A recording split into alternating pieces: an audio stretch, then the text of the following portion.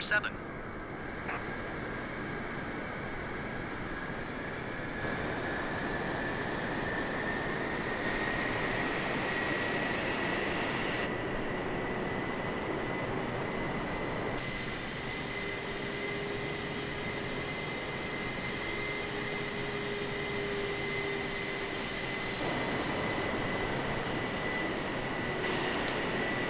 Welcome to a live stream of Microsoft Flight Simulator 2020 today, and as you can see today we're flying a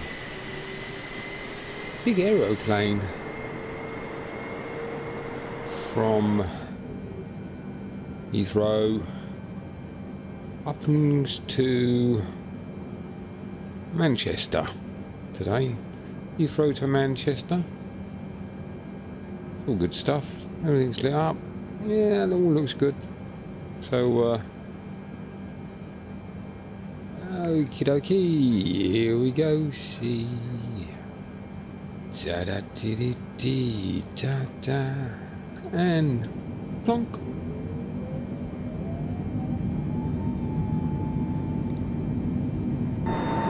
And away we go. Yes, I'm doing it the very lazy way. I'm letting the autopilot take off. Oh dear.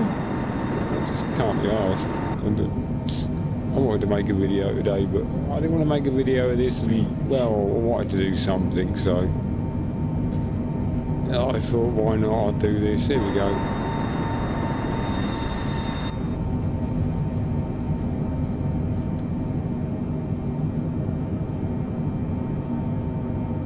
Okay, so we hopefully we should be in the air. There we go. Yeah, we're in the air. We should come up. There we go.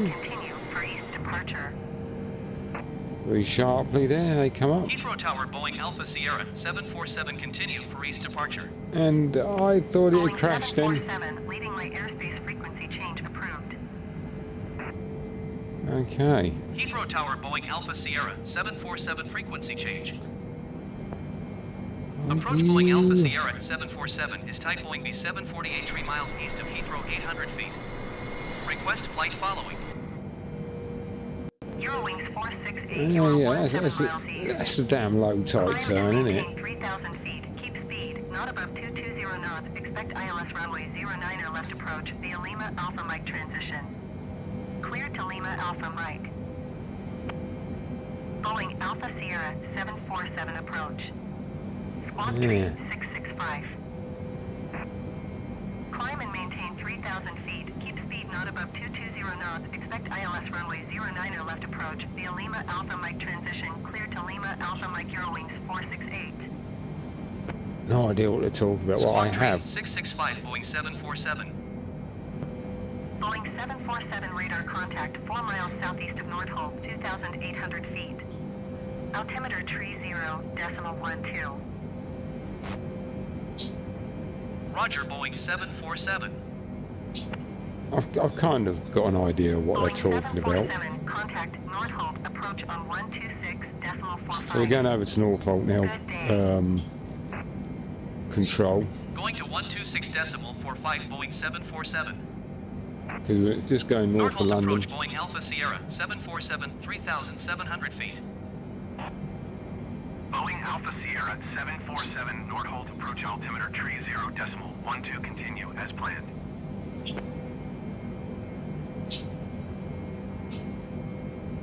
So we can continue as planned.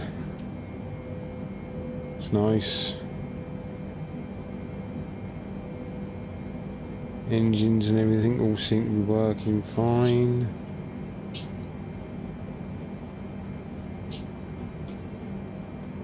Oh, there we go. I clicked on the wrong thing there, didn't I? So at 250 knots.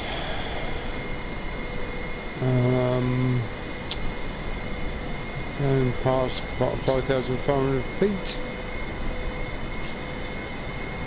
Lovely. We're climbing at the rate of 2,000 feet a minute, I suppose, or something like that. Oh, it's maybe a lie now and it's gone back down. Coming into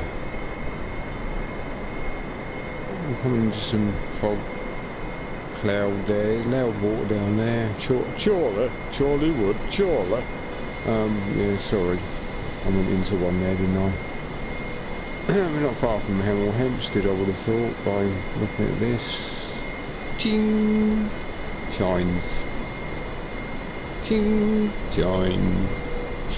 We got the headlights on because you can't see where he's going.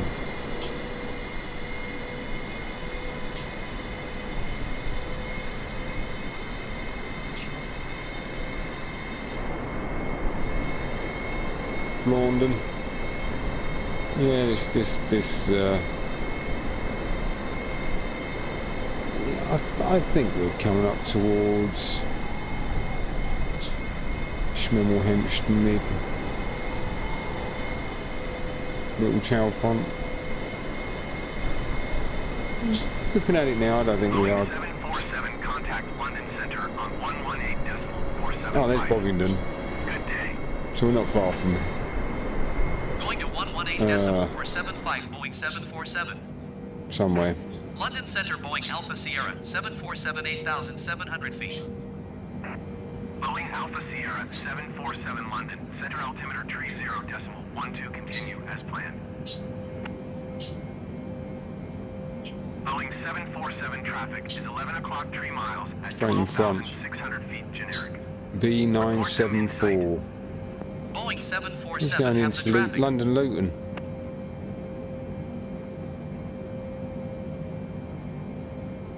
It's a bit of a close call, that one, wasn't it? Hey, it wasn't that far away. Really? There's North Church, Berkhamsted. Yeah, I know where we are now. Yeah.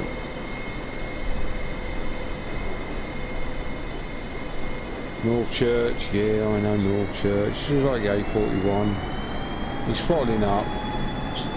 He's got power max power. Max power.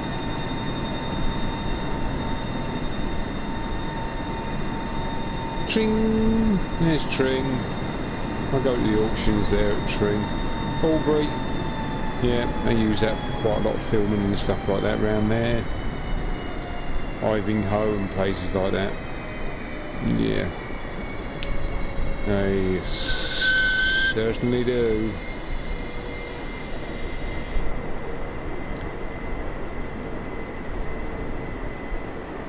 Speedbird 1315, you are 42 miles northwest. Descend and maintain 3,000 feet. Keep speed not above 220 knots. Expect ILS runway 09 left approach via Bravo November transition. Cleared to Bravo November.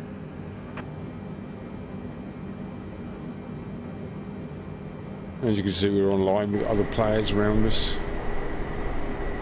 Descend and maintain 3,000 feet. Keep speed not above 220 knots. Expect ILS runway 09 left approach via Bravo November transition. Cleared to Bravo November. Yeah, actually got this thing working yet? No. Nah. It's just a piece of graphic garbage, isn't it, really? Bit boring if you ask me.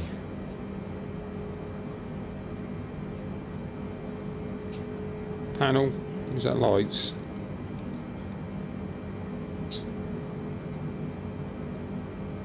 Yeah. There we go, nice and bright. I can see where I'm going now. There we go. Map light up. Yep. Panel lights up. Yep. You want yours up, Chuckle? Or you done yours? Yours alright? Can you see? Co-pilot? Wherever he is. Don't know where he is. Okay, so we've got this here. 4 hydraulic brake pressure. Yeah, we got pressure. That's good.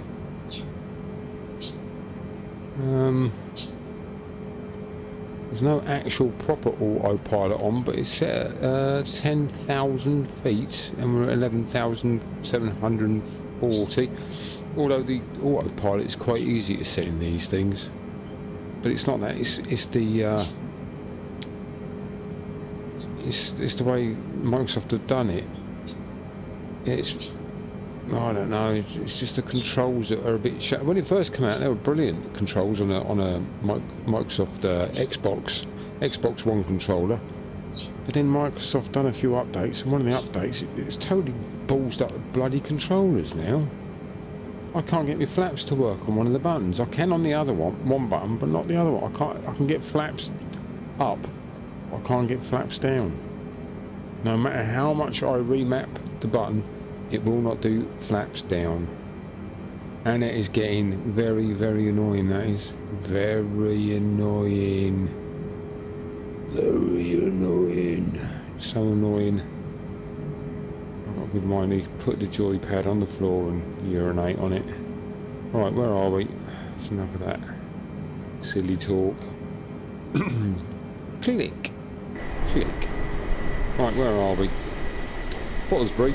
I know Pottersbury. I can't think where Pottersbury is.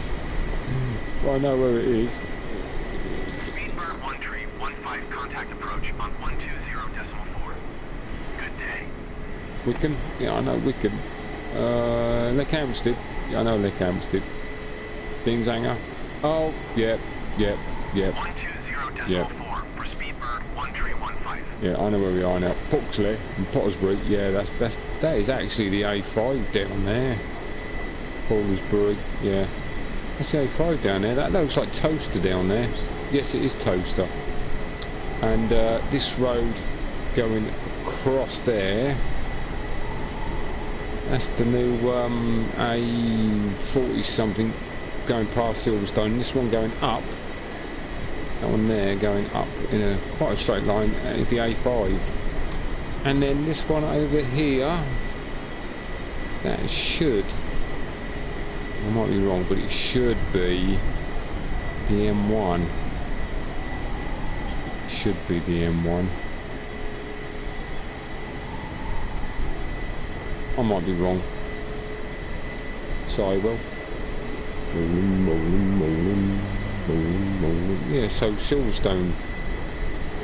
Hidden in the edges. Airfields, yeah, I know that place. Yeah, so Silverstone racetrack is over this way somewhere. Where, I don't know. But it's over this way somewhere. As you can see, the sun is setting on another beautiful day. Another beautiful day in Pixel Land. Wiedenbeck, yeah, I know Wiedenbeck. Ah, so if that's Weeden, yeah, it probably isn't the M1 then. That's the A5 for definite down there anyway. But I'm not too sure where the M1 is anymore. I thought I knew where it was, but I don't think I do. That's it. Coming across there. Up there. I know it runs along the side of the A5 at one point, but Way Marsh. Oh, Daventry, yeah, Daventry.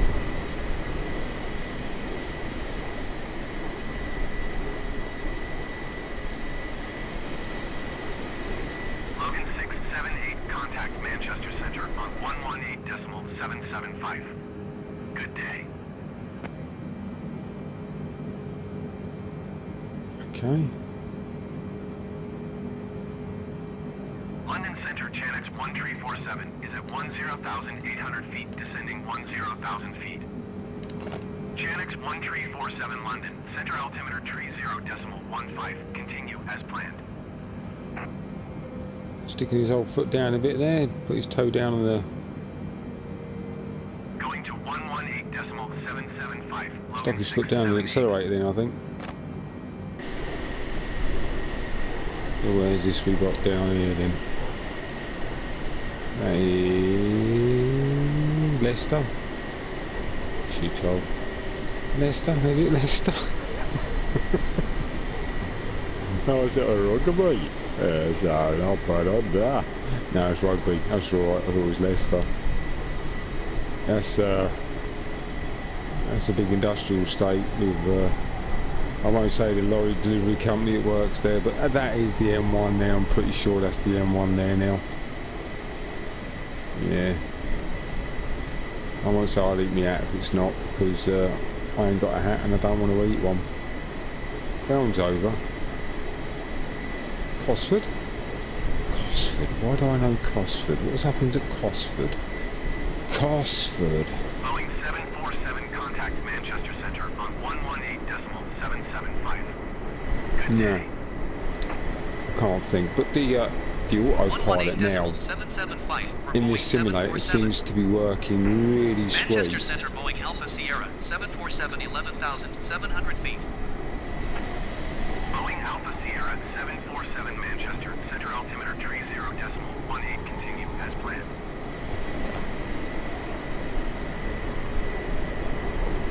It seems to be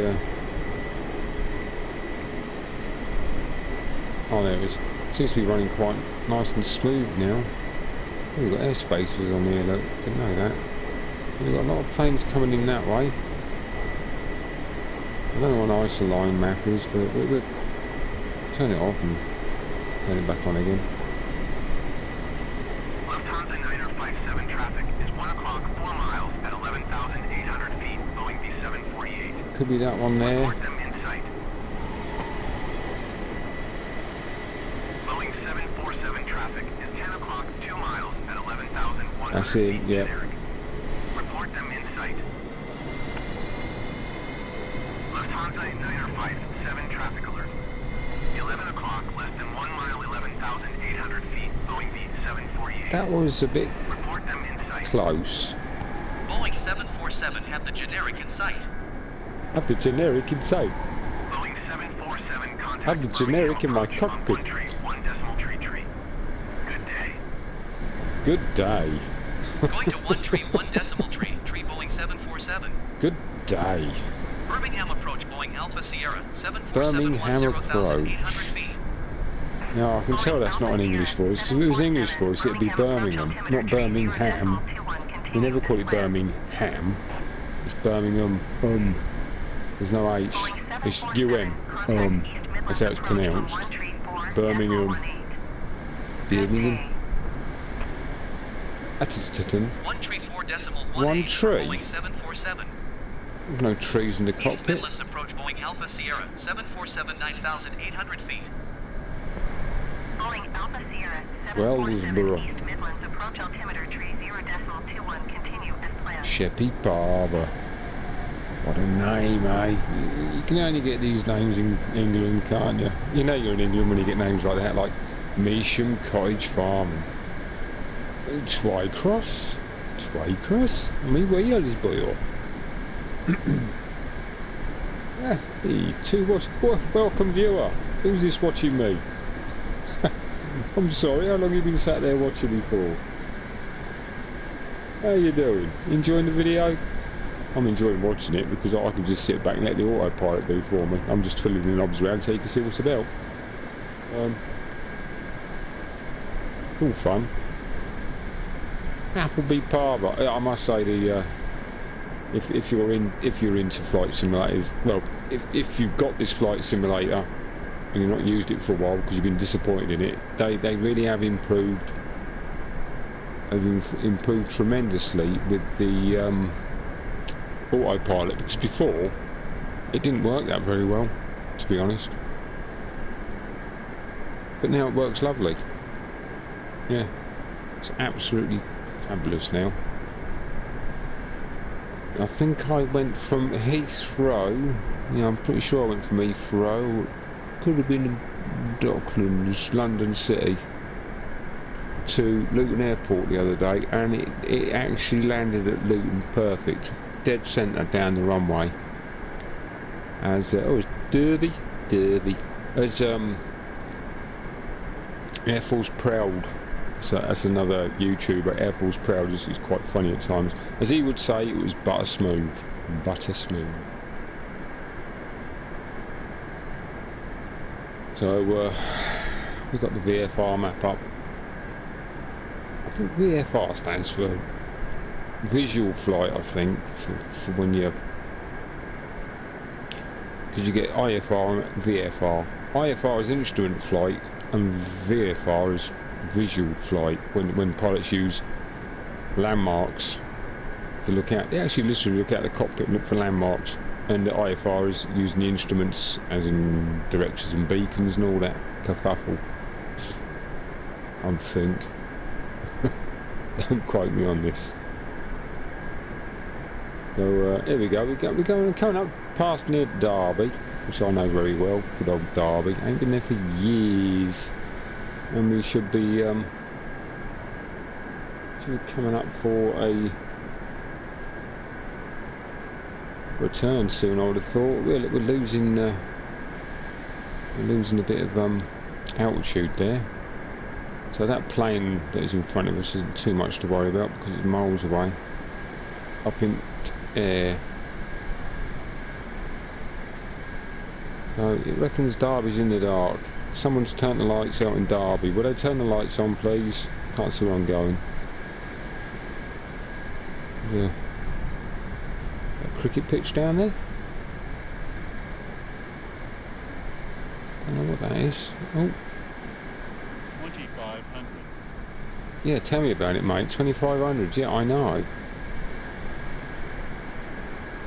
Barton Blunt. Barton Blunt. A funny old name, isn't it? Brook Farm Airstrip. Church Broughton. Must be little villages outside Derby. So I think that one there is that East Midlands Airport there by look. Could be East Midlands Airport just there on the map. I'm not too sure. But he's only at 2,000 feet at the moment, and we've still got a fair way to go. TNT? I hope that beacon don't explode. If it is a beacon, don't know what it is actually. So we're down to 1,970 feet now. Why does it have to go so low? It'd probably scare people to death if a 747 went over their heads at that height. So I can't really call that realistic, to be honest. It's not very realistic at all. Was that Bilbo Baggins? Oh, Rambling O'Biggins. Okay. I thought it was Bilbo Baggins then, flying a plane. 135.005, Boeing 747. Okay, so we're going Manchester approach, Boeing Alpha Sierra. over to Manchester approach. Boeing Alpha Sierra 747, Manchester approach altimeter 30.17, continue as planned. Okay, so at 256, 255 knots now. Just under 2,000 feet. Now I always thought to be on the to pick up the marker, the runway marker for landing. I always thought it was at 3,000 feet. I thought less than 2,000 was too low to be on the transponder or whatever it is for the airport, the runway. I thought it'd be too low. I will play this in VR again soon, sometime. I have done it before. It wasn't very good with the touch controllers. It wasn't very good experience at all. And if you'd rather have this video turned from a VR experience into let's learn how many swear words we can learn, then you know that's what it was back then anyway. I was swearing a lot. I wasn't streaming at the time, but I was swearing it a lot because it was just impossible to try and control. Even if you put your touch highlighted anything in the cockpit on your touch control, the damn thing, it because you know when you look at, oh, let's do it this way. When you look at something, it highlights the. There you go. You see, it highlights it blue to say that you can touch it, and what you do, on your touch control, you pull the trigger button and you can click it or do whatever you interact with everything that way. You see, and it seemed like every time there you go. You see, so you can that's highlighted. That's highlighted blue. That is. I didn't know I could do it with my mouse. If I knew that, I would have done it with the mouse to begin with. But you can highlight all the controls you can control with your touch controllers like that. And when you highlight something and you want to do something with it, IR on, then you pull your trigger and you select it. But the trouble is, I don't know why, but every time you highlighted something, you didn't select it, but the damn thing still got selected. And switches freaking on and off, wheels going up and down, flaps up and down like crazy in the cockpit. I just couldn't control it. And I ended up doing a nosedive straight into the ground and crashed. That was a waste of time and effort, wasn't it? Let's hide that out of the way for a minute. There we go. There we go. Okay, so we're at just 40 feet short of 2,000. 250 knots, 249, 248 knots. So we're at 339 degrees.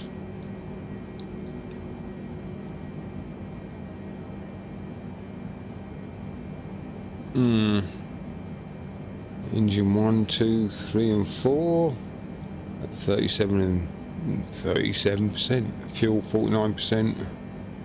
I think that AOA stands for angle of attack 4 degrees. That's depends on how much you've got your nose up or got your nose down to the horizontal, I suppose. Flaps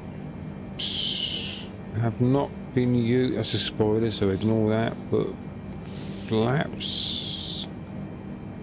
Where's it? I can spread and flip and flap and I know there's flaps on this damn machine somewhere. Well, I think they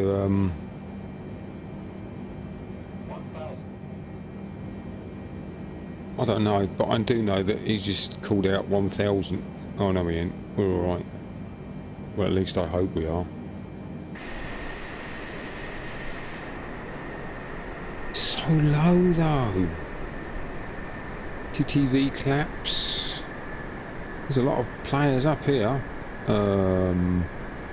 Robbie Nan and Robbie Ann and Ron.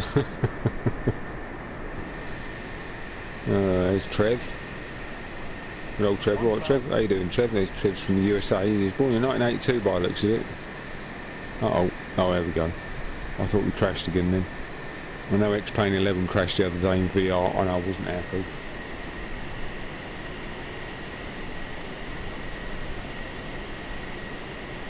Wasn't happy at all about that. There's Smith 07. So we should be turning round to like 270 degrees, something like that. It depends what orientation the runway's in at Manchester. I think that's more in a northeasterly by southwesterly alignment, so it's not exactly north-south, east or west. It's at a slight angle. So I suppose it depends on what end of the runway we get going at. It's dependent on when we get turned towards Manchester, but we're not turned yet. We're still going north-ish. Well, north-northwest, something like that. I don't know. Yeah. Thank you, watcher, for the thumbs up button. Thank you. And that means a lot actually, because it might get a bit more popular then. You never know.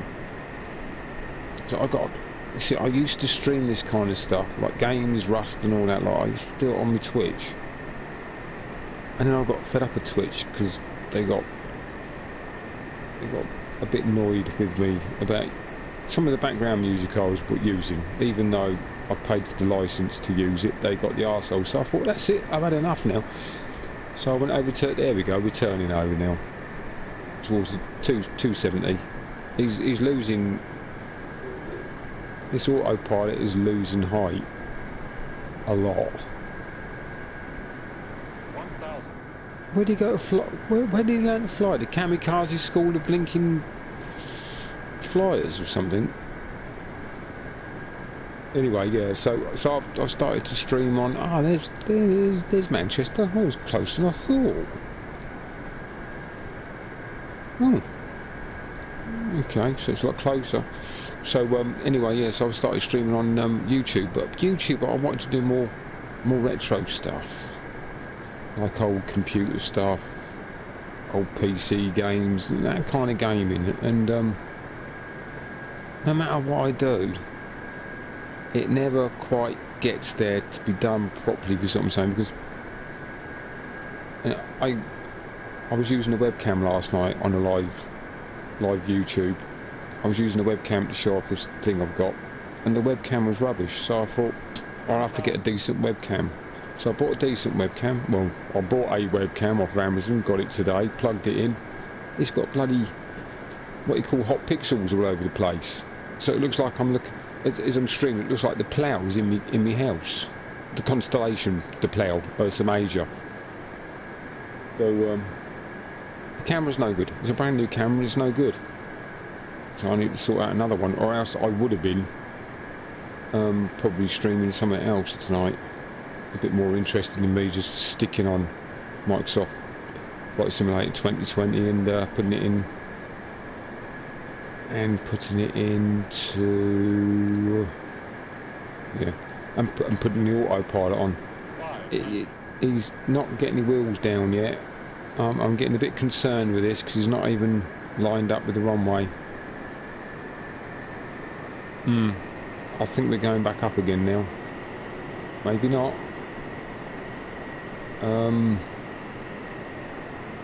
Yeah, it could be a missed approach and a go round, I hope, because if it's not, it's going to ruin the last 30 minutes of flight. Manchester Tower, Boeing Alpha Sierra 747 is 1 mile northeast, 500 feet with Mike to land. Boeing Alpha Sierra 747 Manchester Tower. Altimeter tree 0.18, wind tree 01 at 10. Fly left traffic runway, 2 tree left. Fly left traffic runway 2 tree left Boeing 747. Okay. So I think what's happened there is that we were at the wrong end of the runway, as to say. Hello, get out of the way. Yeah, put me bloody hooter at him. Yeah, I think what happened there was at the wrong end of the runway for landing. So what they've done, instead of going around the airport properly, it's gone shooting down near enough on top of the runway itself. There you go. So yeah, it probably what we're probably going to do now is we're going to fly away from the airport. I don't know how far down away from the airport it'll go. But we should obviously fly away from the airport so where is it? So far. Excuse me. And then yeah, do a flip round more or less basically, and 236 degrees we're flying at, so it'd be coming round and flying back up again, because I think it says make runway left or something like that, and I think left runway is this end, so I'm pretty sure the left's always on the west and the east is always on the right. But then again, it depends which way the runway's going, don't it? Because it's going north-south, isn't it? Yeah, okay. I have actually got some old Jensen, I think they're called, or something like that, maps of the airport maps. God, Jesus, which pilots actually use. I've actually got all of them, but I don't like to use them because I don't want to ruin it. So I got Jepson. I'm pretty sure it's Jepson. Yeah, I'm pretty sure it's something like that. But I don't want to ruin them. They're my collectible stuff, so I don't use them. Or else I could have flicked through, found Manchester Airport in there, and I could have told you exactly which end that left runway would have been. I don't know what the runway number is. Is there anybody? I ain't even been listening to the damn thing. Let's have a look, see if we can see it. No, we can't, because there's a dedicated pink mark down on it. Okay. So we are... There we are.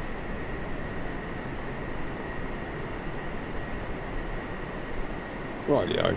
Okay. So we could either be going right on and past it that way, or you could be doing a rather tight turn around here and going into this way. I don't really know. Don't know at all. And of course this is Manchester Airport is just south of Manchester itself. It's not actually in Manchester. Don't think the people shopping would be happy if had a runway in the middle of the high street and it landed a Boeing 747 there, would they, I suppose?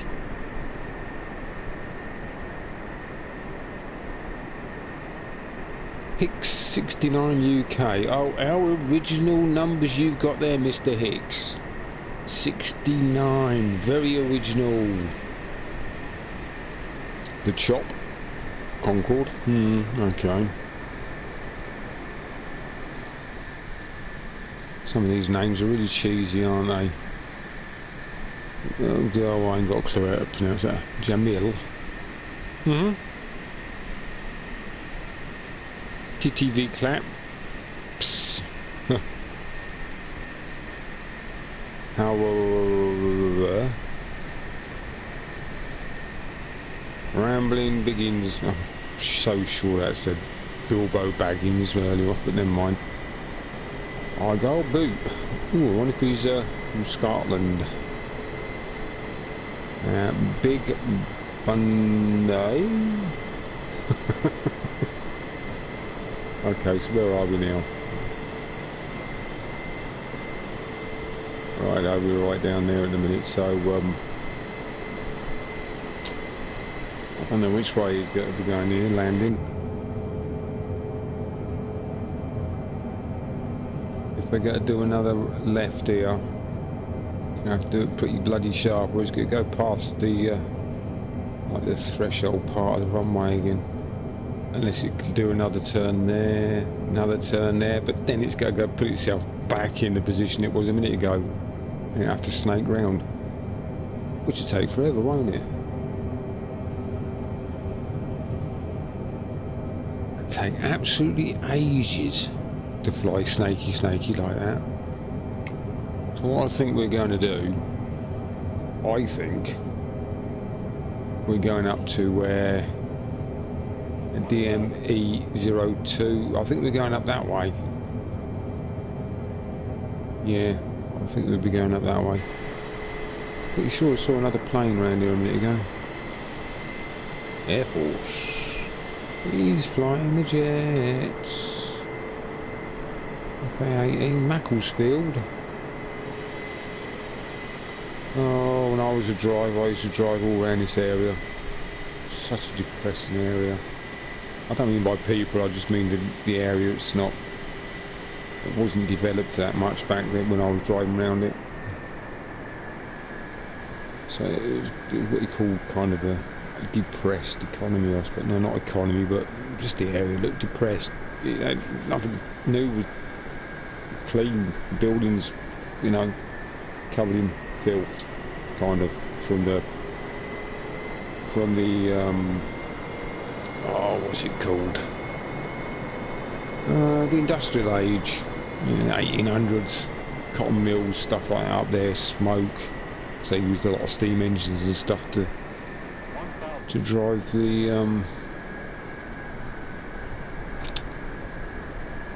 oh, get the machines. Yeah, that's me. There I am. Okay. So, yeah, again, we're very low. The people are screaming in their houses.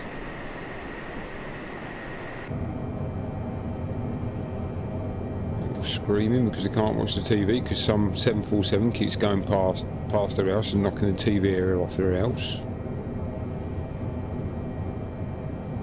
Okay.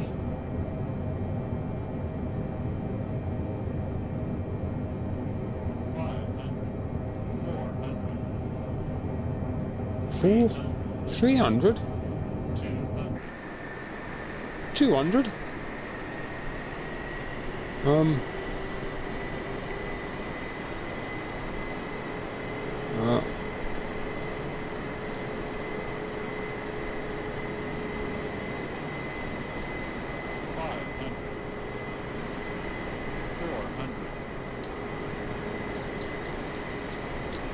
Oh, I can't use the bloody throttle.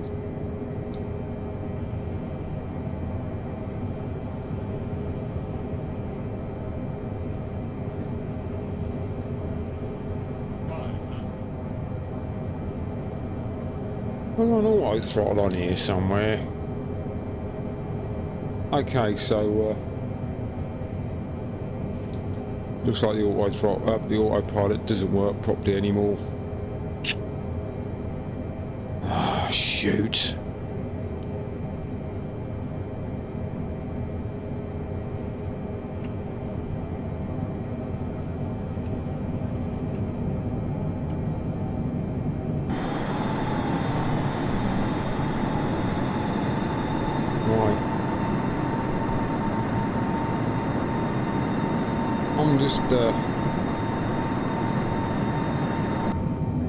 I'm just crashing. Right, wheels up. Flaps.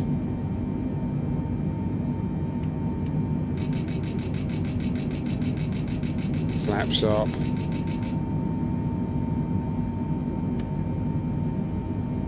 Flaps up. That was a bit close. Right, there's this bloody airport. Doing this soddy self. Whee! I hope the passengers don't get seasick. Fly this damn thing like a... Yeah. Fly it like a fighter jet now. Whoa, a bit too...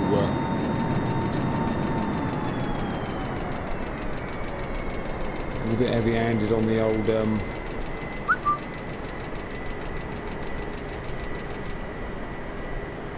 there we go, Chuckles. There we go. Right, let's have a look, Ski. Yep. Come on, get that damn crate round.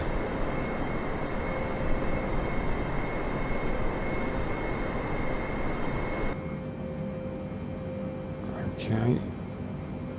Right, let's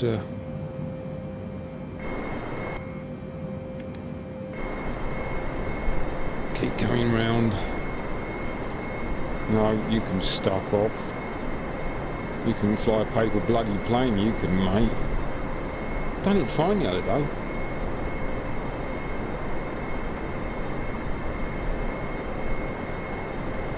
Ooh, Ekran. How's it going? Gandalf. I don't think you can post a Gandalf. I've got Gandalf withdrawals actually.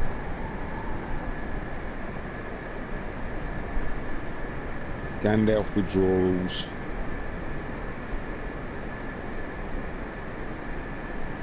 How's the server going?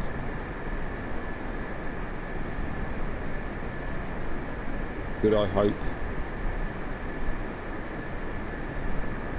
I'm just flying my little old aeroplane about today. Whoa. Right, let's take that down a bit. Let's go into here. Probably fly. Yeah, I'm going much too fast.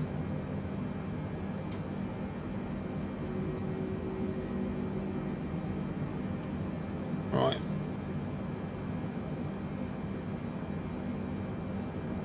Oh, I'm fine. I'm fine. Giving Rust a miss.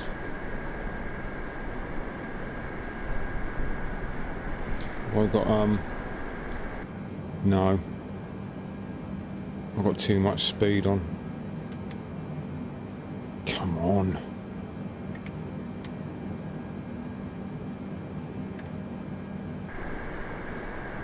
Slow this. 747, wind 301 at 10. Clear to land runway 23 left. Okay, I'm having troubles here, so I'm going to let the... Clear to land runway 23 left Boeing 747. I'm going to leave this up to the... He's going to miss it. Oh, what? Damn thing.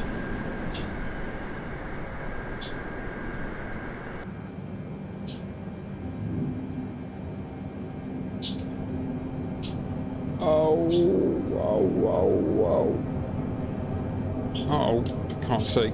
Oh.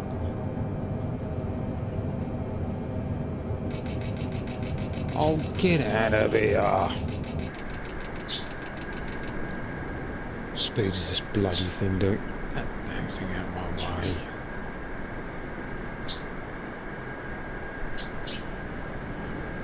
Oh, right. So I'm going to have some trouble as well. Can't land me bloody plane.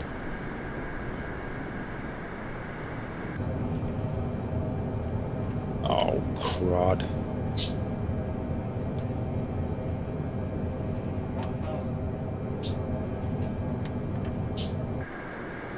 Oh, crud. 500. 400. 300. Oh dear.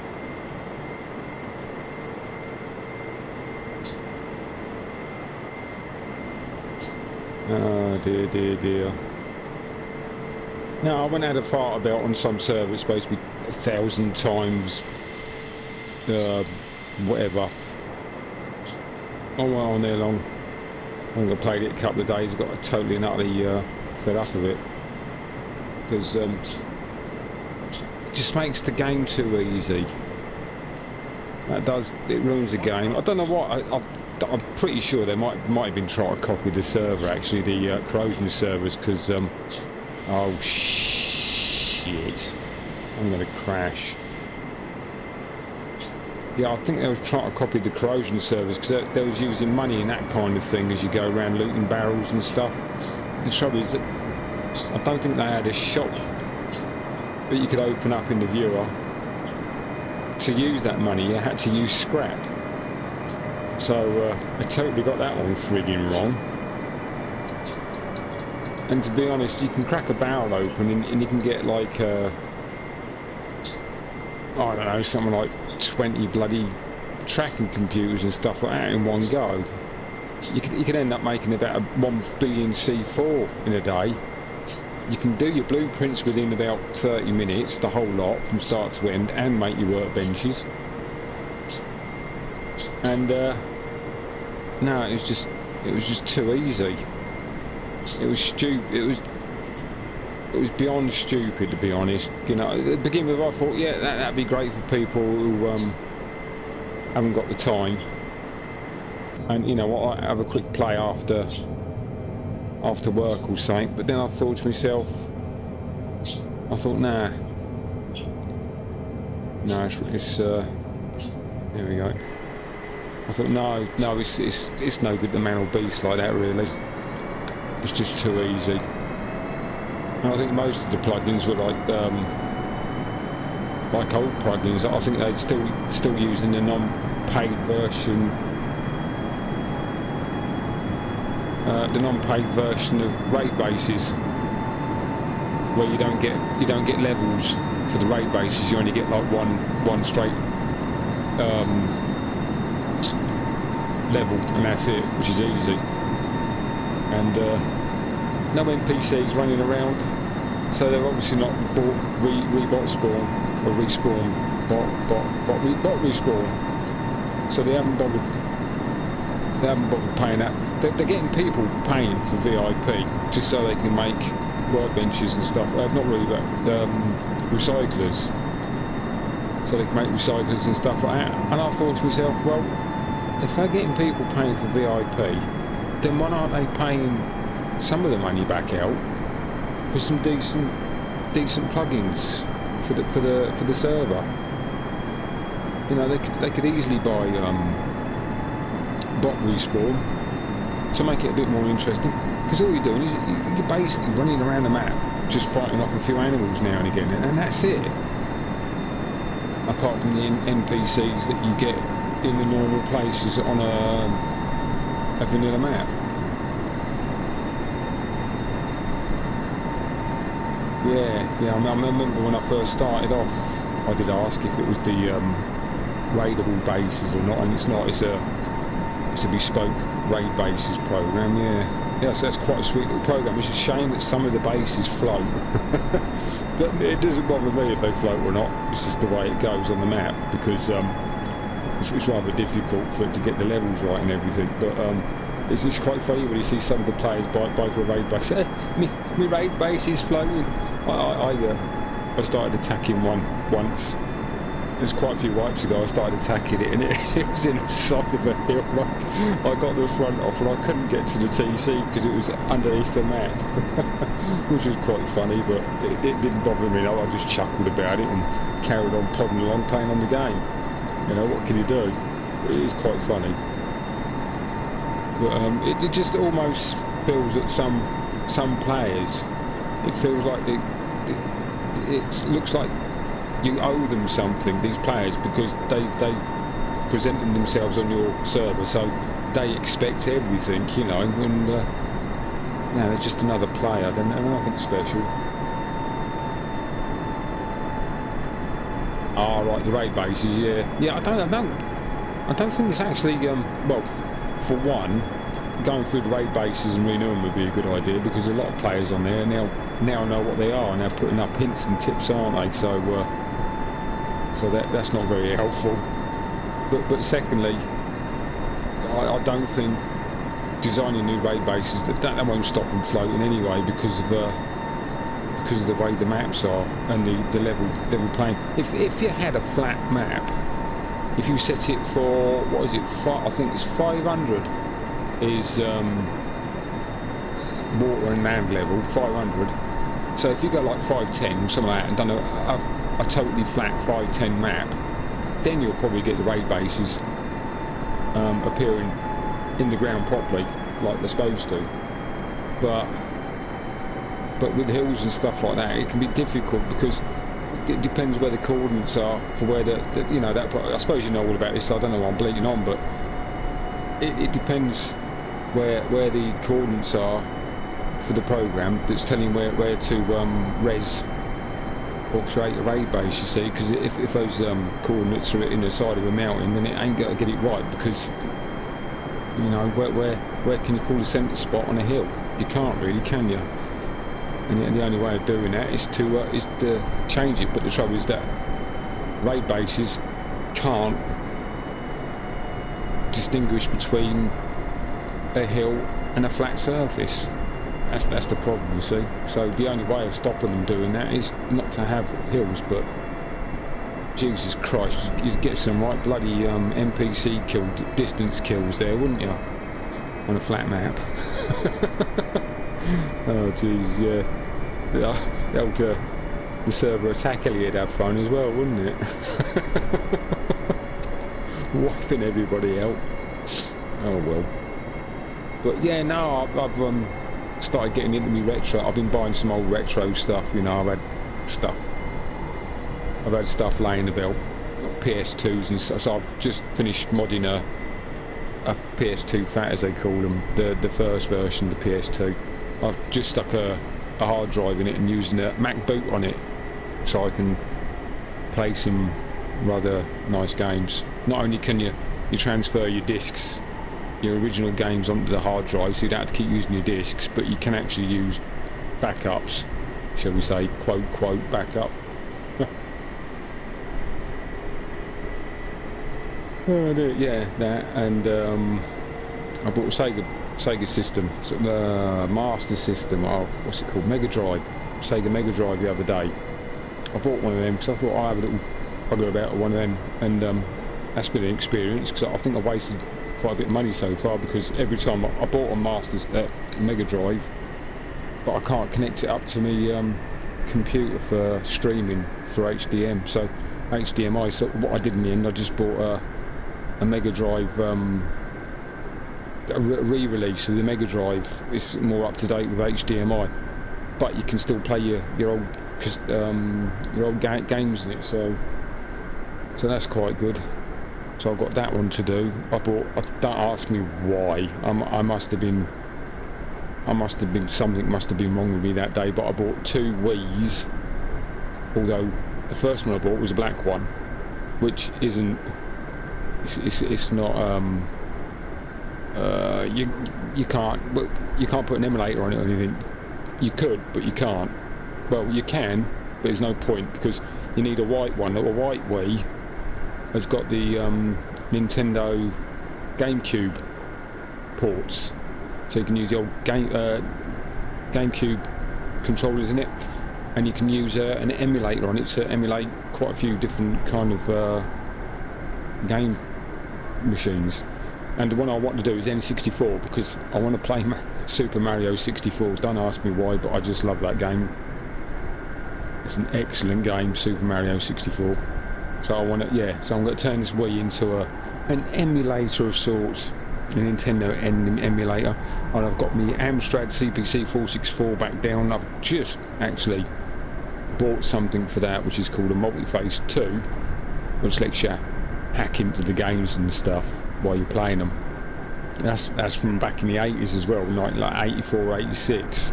So I've just bought that, so I've yet to pay for that on eBay and get it. So when I get that, I'll be plugging that into a webcam, and that's where I need to sort out my webcam, because the one I've got, it's got dead pixels. It's getting hot pixels, I should say, on the webcam, so it looks like you're looking up at Ursa Major in the sky, because all these bloody white dots all over the picture. Or else, with the other webcam I got, the screen keeps going green.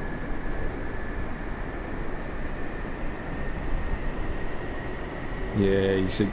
Now, back in the day when me and my mates went out for a drink, to be honest, we were so frigging pissed I don't think we could find our way home, let alone get a console out and play it. Super Smash Brothers. I've never played that game. Never played that. It wasn't until the other day that I played a Sonic the Hedgehog game. I've never ever played a Sonic the Hedgehog game until the other day, and it's Sonic the Hedgehog 2. That's the first time I've ever played it. And I'll tell you what, on the new Mega Drive they brought out, I can't remember what it's called now. No, I can't remember. But it's a new Mega Drive. There's a button on the pad, and what you can do, if you die during gameplay or anything like that, hit the button and it rewinds the bloody game for you back to where before you died, so you can carry on and not die, so you can watch out for where you're going to. I thought, excellent. What a nice little it was a quirky little add-on that was, rewind. So yeah, you can play any game. Outrun, now that's another one I want to play. Outrun, I used to love playing on that game. And what other one was there? Oh, there's probably loads and loads. But the other day I bought a load of Mega Drive games, and the games were between, I think the dearest one I bought was £7 in a box, and I bought about 5 or 6 of them. And the funny thing is, I bought them from like a second-hand shop where people take second-hand stuff and collectible stuff, and I actually think I might have paid more in postage to get them posted to me than what I did for the bloody games, which really annoyed me. But I thought, oh well, never mind. Can't be helped, can it? So yeah.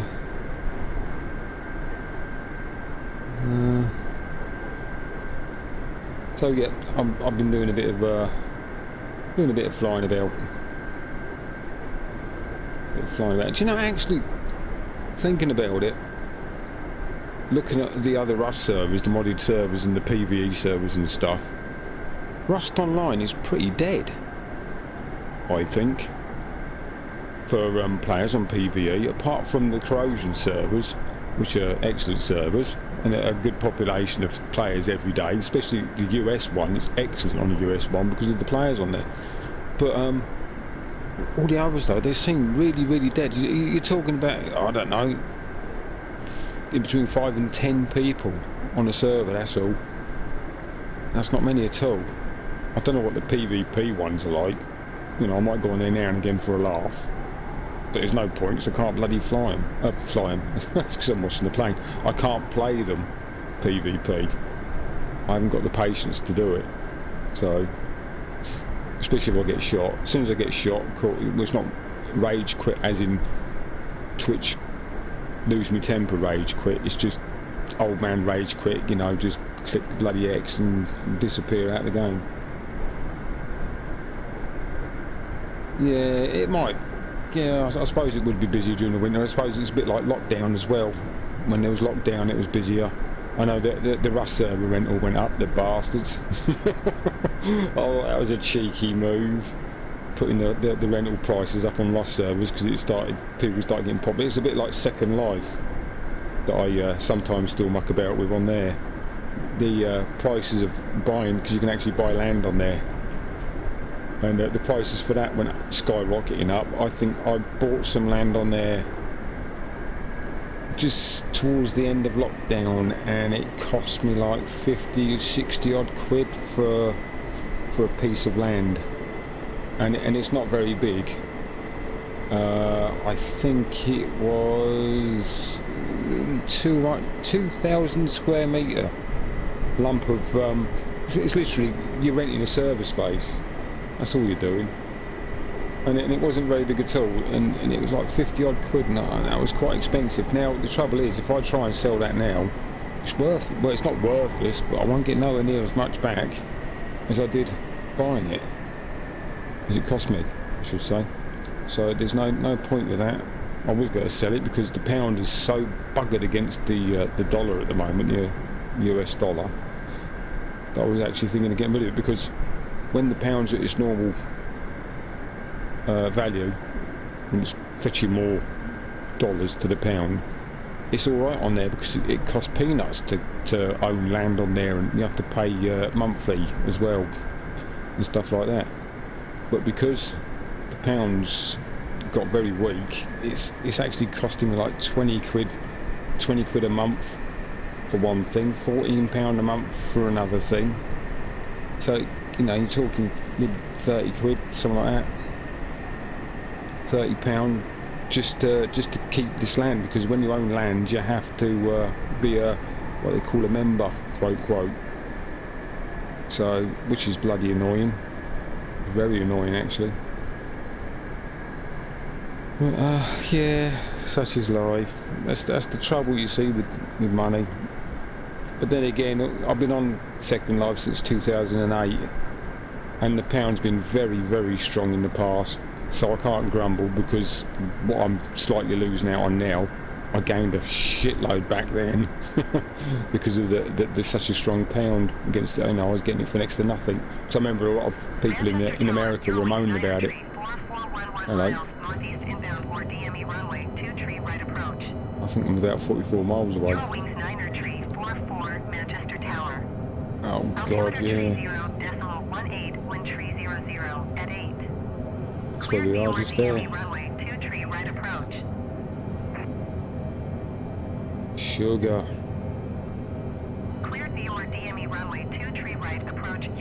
So what, YouTube's okay for streaming to, because OBS done an update the other day, and they've done it now so you can actually stream in HDR, which is excellent, because that's what I'm doing now, I'm streaming in HDR. But the trouble is, if I was streaming this to Twitch, there wouldn't be a lot of lag between me speaking and the broadcasting onto YouTube itself, because I always have my second computer on monitoring the stream to make sure everything's alright, and to make sure I've got the right screen on, and it's not my bank details. And yeah, on YouTube it seems like there's about a 2 or 3 minute lag between me actually speaking and actually slightly hearing myself. Yeah, okay then mate, yeah, thanks for dropping by and giving us that thumbs up. Cheers for that. Cheered me day up. I think I'm going to have a cup of tea now. I've had enough of this bloody plane flying around in circles. Thanks very much then. Ta-da. See you later. Take care.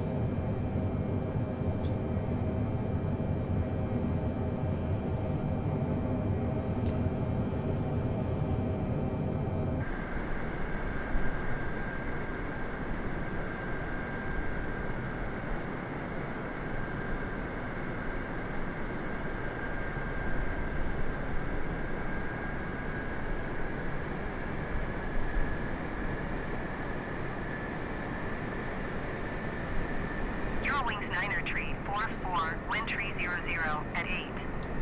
Caution the Boeing B-748 landing runway 2 tree left. Clear to land runway 2 tree right. Is it sure? Clear to land runway 2 tree right, Eurowings Niner tree 44. I don't think it's going to let me land, you know. I think it's going to just keep me hanging in the bloody air all day. I'm doing a whole full bloody circle here. You know what? I think I'm going to have a cup of tea. Now, should I leave it flying and it land itself while I'm having a cup of tea, or should I just finito bonito the stream? You know what? It's been such a sad experience flying this on autopilot today that I think I'm going to just go and I'm going to call this one quits and have a cup of tea. Yeah, that's what I'm going to do. Okie smoky. So anyway, people, thanks very much for watching half a bit tonight. Streaming to you on YouTube, or Billy Ballbuster I should say. Streaming to you on YouTube, coming at you on your computer monitor, watching the aeroplane, going round and round in circles. You know, I'm fed up of watching it now. It's just going round and round in circles. So, thanks very much for watching, and catch you later. Ta-da.